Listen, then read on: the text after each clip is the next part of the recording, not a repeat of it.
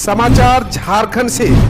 झारखंड के पूर्व डीजीपी की पत्नी की जमीन की जमाबंदी फिर से होगी जांच, जारी हुआ आदेश। झारखंड के पूर्व डीजीपी डीके पांडे की पत्नी पूनम पांडे के नाम कांके के चामा मौजा की 50 डिसमिल गैर मजरूआ जमीन हस्तांतरण किए जाने की फिर से जांचों की दक्षिणी छोटानागपुर के आयुक्त ने जांच के कुछ त्रुटि बताते हुए फिर से जांच के लिए अंचल कार्यालय भेज दिया है। अब कांके के सीओ फिर से जांच करेंगे।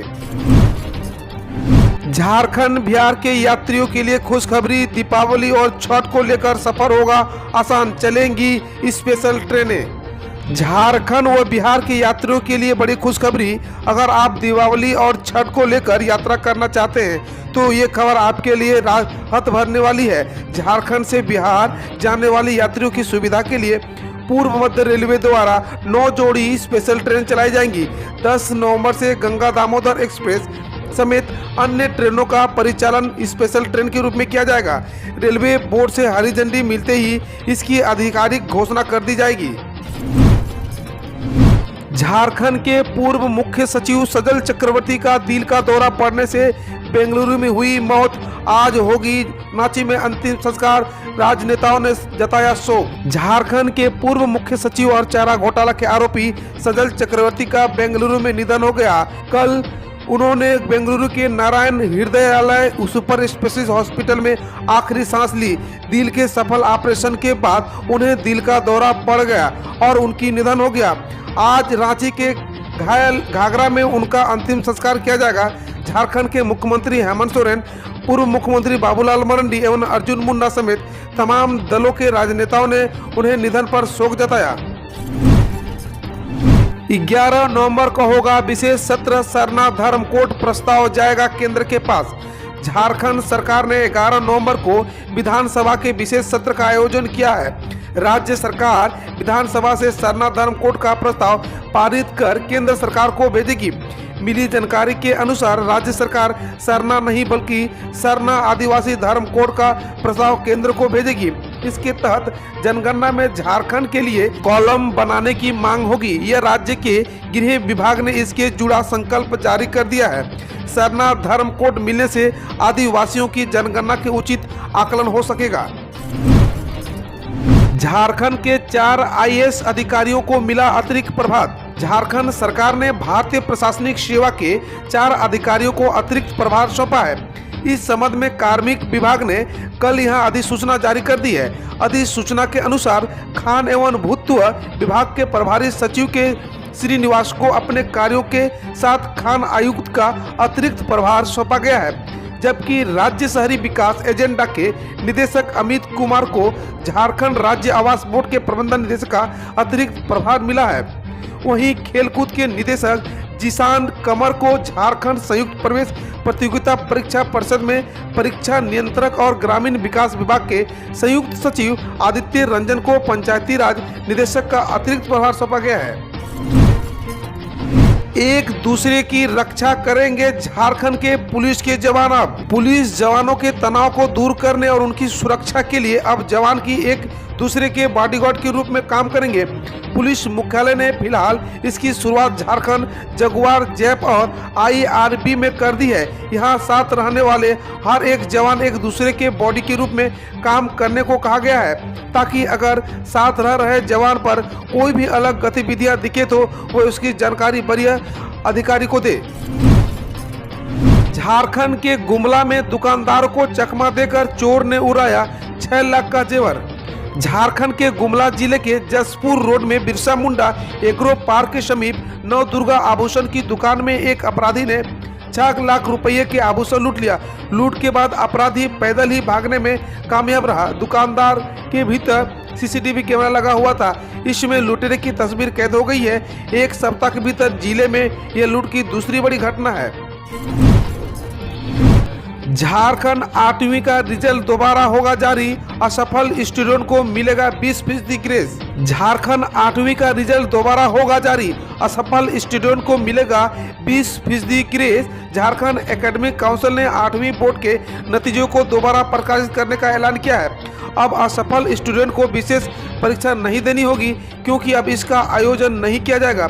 बल्कि सभी स्टूडेंट को 8वीं कक्षा में असफल हुए हैं उन्हें 20% ग्रेस मार्क्स देकर पास किया जाएगा। प्रदेश के मुख्यमंत्री हेमंत सोरेन ने स्कूली शिक्षा और साक्षरता विभाग के प्रस्ताव को मंजूरी दे दी है।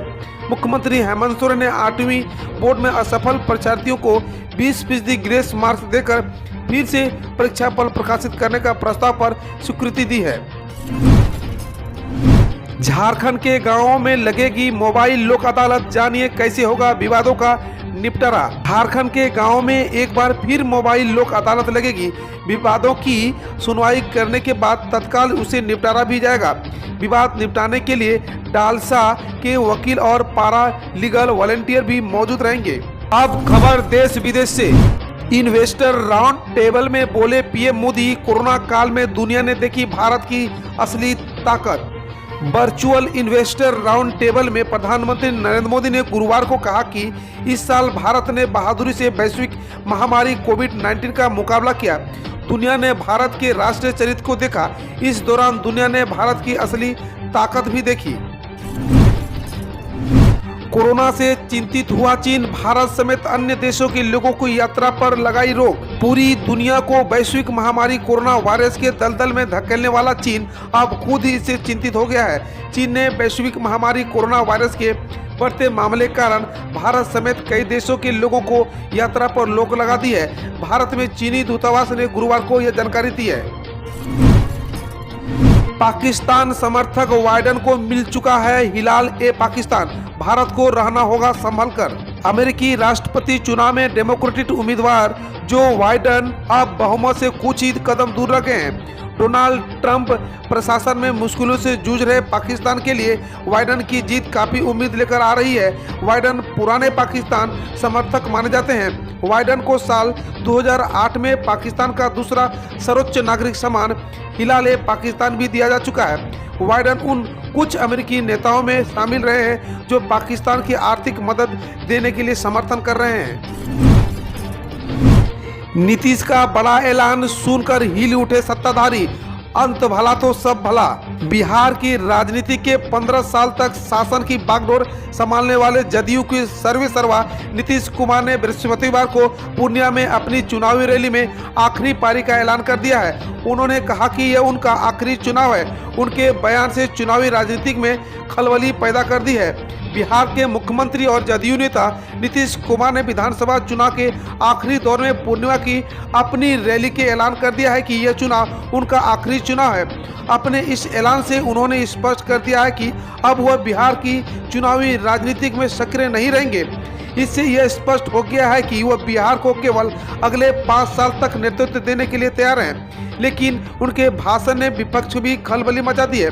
राष्ट्रीय जनता दल ने उन पर इमोशन कार्ड खेलने का आरोप लगाया है। राष्ट्रीय जनता दल ने यह भी कहा है कि तेजस्वी के मैदान में आने के बाद अब नीतीश कुमार को समझ में आ गया है कि वह बिहार की जनता को आगे भरमा नहीं पाएंगे, इसलिए उन्होंने संन्यास का ऐलान किया है। सामाजिक कार्यकर्ता दीपक शर्मा ने दी उद्धव को खुली चुनौती, हिम्मत है तो मुझे गिरफ्तार करके दिखाओ, अपनी गली में कुत्ता भी शेर होता है। कोर्ट में लगा मुंबई पुलिस को झटका, जज साहब ने कहा आत्महत्या और अर्नब का कोई संबंध नहीं। मुंबई पुलिस ने वरिष्ठ पत्रकार अर्नब गोस्वामी को उनके घर से गिरफ्तार कर लिया था। रिपब्लिक मीडिया नेटवर्क के संपादक को गिरफ्तार करने के बाद मुंबई पुलिस उन्हें अलीबाग कोर्ट में पेश करने ले गई। पुलिस ने अदालत से अर्नब की रिमांड मांगी, लेकिन कोर्ट ने पुलिस की मांग को खारिज करते हुए अर्नब को 14 दिन की न्यायिक हिरासत भेज दिया है। अंतिम चरण के मतदान से पहले बिहार की जनता के नाम पीएम मोदी का पत्र। बिहार विधानसभा चुनाव के अंतिम चरण के मतदान के लिए कल चुनाव का प्रचार थम गया। बिहार में अंतिम चरण का मतदान 7 नवंबर को होना है और 10 नवंबर को चुनाव के नतीजे आने हैं। ऐसे में एनडीए के पक्ष में बिहार में प्रधानमंत्री नरेंद्र मोदी ने 12 चुनावी जनसभा की। बिहार में इस बार चुनाव का हर बार से अलग है। इस बार पूरा का पूरा चुनाव कैंपेन हर पार्टी के द्वारा विकास के नाम पर रहा है। रोजगार, स्वास्थ्य, सुरक्षा और शिक्षा इस बार बिहार चुनाव के मुख्य मुद्दों में रहा है। अब जबकि अंतिम चरण के लिए मतदान की तिथि नजदीक आ गई है, तो प्रधानमंत्री नरेंद्र मोदी ने बिहार की जनता के नाम 4 पन्ने का पत्र लिखा है। अर्नब की गिरफ्तारी मामले में महाराष्ट्र मानवाधिकार आयोग ने रायगढ़ के एसपी को भेजा समन। केस से जुड़े रिकॉर्ड के साथ आज 11 बजे पेश होने का निर्देश। अर्नब की गिरफ्तारी के विरोध में आपातकाल 2.0 पोस्टरों से पटी दिल्ली की सड़कें, इंदिरा के साथ उद्धव की तस्वीर। कर्नाटक के मुख्यमंत्री येदियुरप्पा ने कहा, राज्य में लव जिहाद के नाम पर धर्मांतर पर रोक लगाई जाएगी। कर्नाटक में शादी के नाम पर धर्मांतर की घटनाएं बढ़ने की खबरें आ रही है।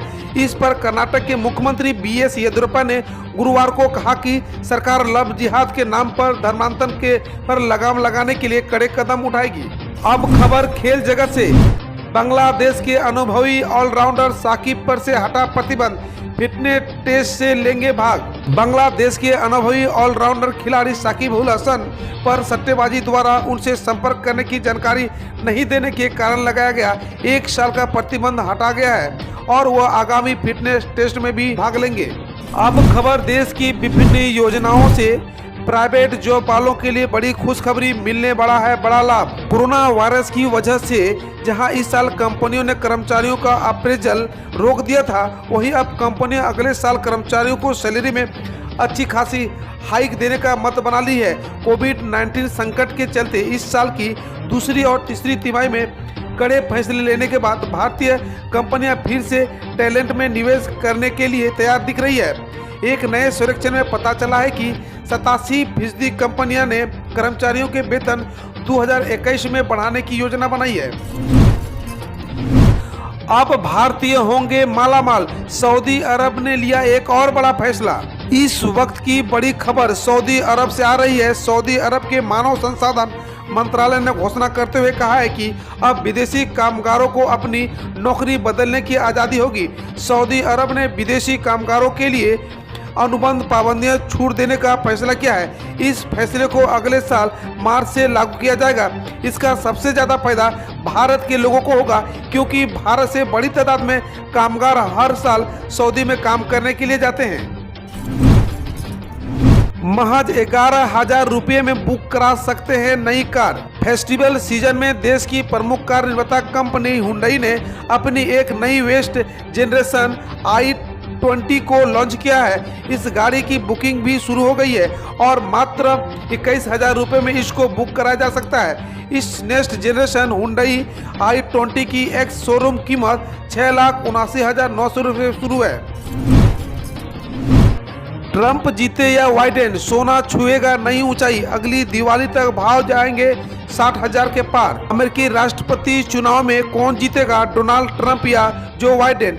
इस पर तस्वीर भले ही अब तक साफ नहीं हुई है, लेकिन एक बात बिल्कुल साफ हो गई कि सोने का भाव नई ऊंचाई पर पहुंच जाएगा। हम रोज ऐसे ही न्यूज लाते रहेंगे, तो यदि आपने अभी तक क्लीन न्यूज को सब्सक्राइब नहीं किया है तो पहले फटाफट सब्सक्राइब कर लें, साथ ही बेल आइकन को दबा दें ताकि कोई अपडेट मिस ना हो।